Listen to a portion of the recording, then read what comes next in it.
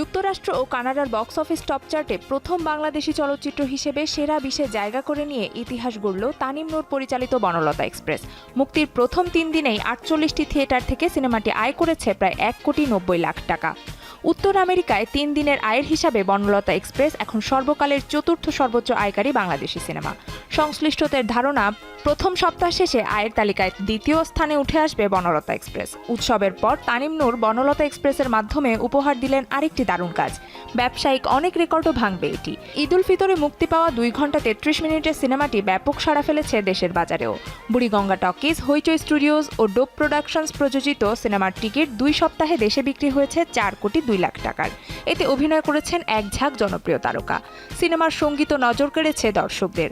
অর্থহীন ব্যান্ডের চাইতেই পারো ও আয়ুব বাচ্চুর কালজয়ী গান উড়াল দেব আকাশের নতুন সংস্করণ সিনেমাটিতে যোগ করেছে ভিন্ন এক মাত্রা।